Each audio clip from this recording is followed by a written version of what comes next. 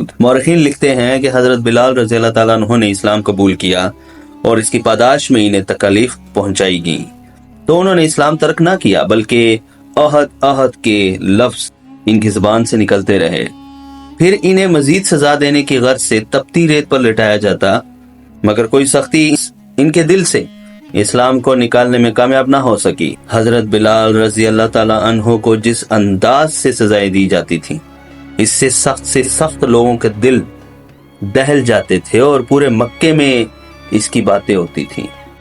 مرثد اسلمی بھی ان تمام باتوں سے باخبر تھی۔ کہتے ہیں وہ عورتوں سے کہا کرتی تھیں کہ بلال کے استقلال اور شدید سزاؤں کے باوجود اسلام پر ان کی ثابت قدمی سے معلوم ہوتا ہے کہ یہ مذہب واقعی سچا ہے اور نبی کریم صلی اللہ علیہ وآلہ وسلم ضرور صادق ہیں، کیونکہ جھوٹ میں اس قدر مستقل مزاجی کا پایا جانا ممکن نہیں۔ کسی غلط بات پر کوئی شخص اتنا اصرار نہیں کر سکتا کہ جتنا بلال کر رہے ہیں۔ ان تمام باتوں کو دیکھ کر مرثد کے دل میں اسلام کو سیکھنے اور سمجھنے کا شوق پیدا ہوا۔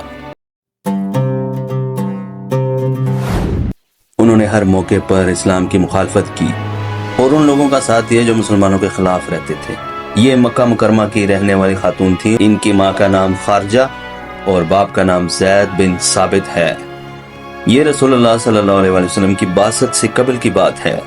اسلام کا ظہور ہوا تو ان کے قرابت داروں اور ان کا شوہر اس کی مخالفت میں کمر بستہ ہو گئے، لیکن اسلام بدتدریج پھیلتا رہا۔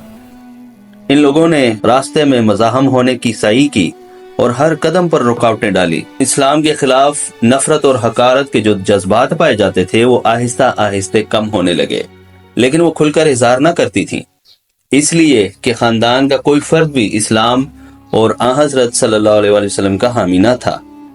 چاروں طرف مخالفانہ آوازیں اٹھ رہی تھیں، مگر ذہن میں تبدیلی کے آثار ضرور نمایاں ہو گئے تھے۔ کئی سال اسی حال میں گزر گئے۔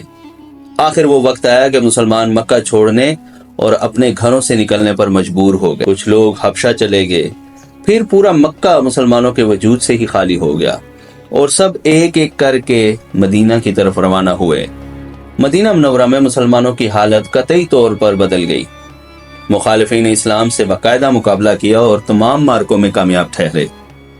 اب فتح مکہ کا زمانہ آیا اور تمام عرب اسلام کی تحویل میں آ گیا۔ مرثد جو پہلے سے مسلمانوں کے کردار اور استقلال سے متاثر تھیں، رسول صلی اللہ علیہ وآلہ وسلم کی خدمت میں حاضر ہوئیں، گناہوں سے معافی مانگی، اسلام قبول کیا۔ مرثد رضی اللہ تعالیٰ عنہ کی وفات خلیفہ ثانی حضرت عمر رضی اللہ تعالیٰ عہد خلافت میں 61 ہجری کو ہوئی۔